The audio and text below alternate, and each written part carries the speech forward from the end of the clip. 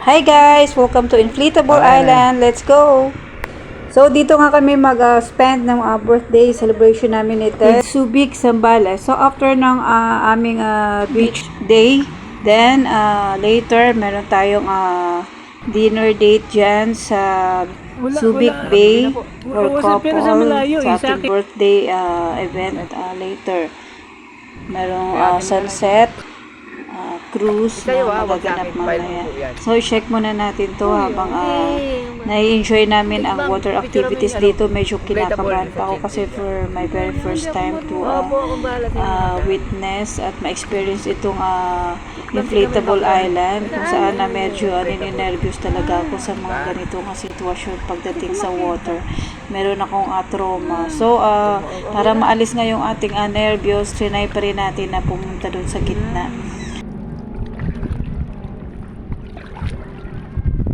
Ano yung kuya, bisa may activities dyan? Gusto mo umakyat, ma'am? Wait lang. Sige, video mo sarili. Sa bagay, sa Bora, nilagay kami doon. Lagi kami sa Bora. Wag lang, hindi kasi ako marunong lumang. Okay. Ayun, asawa ko. Ayan. Sunduin mo asawa ko? Apo. Ayan, sige. Wait lang, te. And while awaiting Ted, para samahan ako dito sa middle ng island, Guys, ay welcome check. to Inflatable Island here in Subic, Zambales. Ayan, dito po kami ngayon sa floating boat kung saan ay maraming mga activities na pwede naming puntahan. Yan. So with me, yun ang aking hobby. Ayan, pa-feeling smile and relax muna while waiting Ted para makasama natin din siya dito. So, ayun, kukunin na siya ni Kuya Manong para sunduin na si Ted at dalhin din siya dito sa gitna. At ayan nga, may pa-selfie din siya at ilang seconds lang ay nandiyan na rin siya. So, hindi pa namin alam kung itutuloy ba namin ang ating water activities dito o kailangan lang namin iba na lang yung ating gagawin. So, instead Kuya, mamaya pag magpunta ko, kami, siguro much better na mag-pictorial na lang kami. Kasi parang hindi ko talaga carry gawin yung mga slides at jumping. So, dumating na nga si Ted at ayan na, feeling ko sobrang bigat ng katawan ko. Parang ayaw ko nang gumalaw dahil sa nag-float nga yung boat dyan. So, ito na, makikita na nga kami ni Ted. At last, may kasama na ako dito sa gitna. Ano kayang gagawin namin dito? Parang putunganga na lang ba kami or magti-tiktok na lang kami? We'll see. Okay po. So, ayan na nga, in-encourage kami ni Kuya na mag-jump daw kami doon from boat to boat. Pero sabi ko, hindi ko nga talaga kaya, di bali na, sabi ko. Mas gusto ko na lang magpa-picture kami kaysa naman so gawin yung mga activities katulad yung mga nakita namin sa ibang mga pupunta dito. Hindi po. So, instead, ito na lang yung mga simple moment na lang yung gagawin namin para hindi ako gaano ma-stress. Yan, katulad nito, dapat tatalon pa kami dyan, magli-lifting kami dito, pero instead humigya na lang ako dyan at parang pictorial session na lang yung gagawin namin. Mahirap din talaga i-risk yung moment na ito kasi baka mamaya konting pagkakamali mo lang ma-slide ka. So dito solo kami na lang kami nag-pictorial dito, then may mga konting shots kami para makuha namin yung buong surroundings ng inflatable. And now it's my turn to post this kasi ang hirap pumunta dito pag wala kang guide kasi kung magkamali ka lang ng isang step, hulog ka talaga dito sa dagat. Pero hindi ka naman siguro maano kasi may life jacket naman.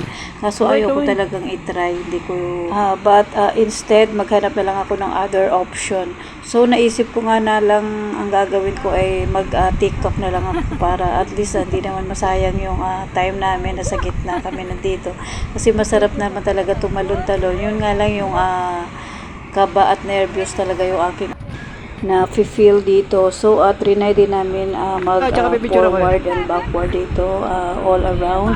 Then, paikot-ikot lang kami dyan, and then merong sitting Paglakad, position, at then merong pa side view hanggang doon. Dito na, dito. Sa flex na lang. Ay, marami dito. Ano ba? So ito na yung last part ng aming water activities dyan, hanggang standing position lang, at pictorial Lalim na siguro, session lang no? ang aming talagang na-carry dito sa inflatable boat.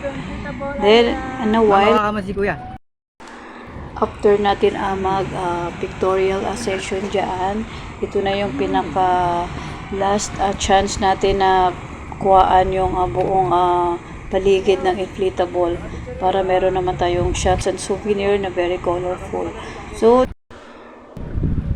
time to leave now the boat and transfer again to the island. At careful tayo rito habang bumababa, kasi in a second lang pag nagkamali ka humakbang dyan, no? Hulog ka na naman. So ito na yung pinaka best Selfie ka. moment ko na mag selfie dito, dahil hindi ko nga ako na unan kanina. So ito lang yung chance ko na makapag selfie dito. Dapat kayak ito kaso hindi na nga namin siya hindi na ako Record na yan. nagpahati doon Sige, sa ikaw na gitna. bahala Kasi may mag-edit. hinahabol nga tayong time. Mayroon pa tayong next stop, yung sa Subic sa aming dinner sunset. So, consummated yung aming time dito, kasi nirarush lang namin, at isa pa, nag-gloomy siya, kaya isip na rin kami na bumalik na. Then, pagkahatid ni kuya sa akin, sinundo niya Kasama naman to si si kuya Ted sa vlog. para makabalik na rin kami parehas. At then, mga 5 minutes ay nakasakay na rin dito si Ted, at ready na rin siyang ihatid dito sa island. So, that's all for today's water activities. Although hindi natin natapos ang iba pa, pero enjoy naman tayo kasi naka-experience tayo ng ganyang challenge. Hi guys. I love. Anong wish mo? Naglalakad tayo. Anong wish mo? Wish ko good health, maayos, pagsasama. Then, ano pa? Ano pa? Doon, harap tayo doon. Wag Kunyari mo. nagalagado lang ba yan? Ano bang wish mo? Sa birthday Yun mo? na nga, good health lang. Good health lang. Ano pa? Dapat maging matuloy yung aming ang wish ko, dapat matuloy ang ating pinaprosper sa'yo. Good health. Sana more coverage and good health. At dapat faithful. Saka ano pa? Oh yeah. Maging obedient ka lagi sa akin para maganda. Dito kami guys, sa Inflatable Island. Pauwi na kami, magla-lunch kami. Sige na, sige na. Ayan, kaya na. Thank you.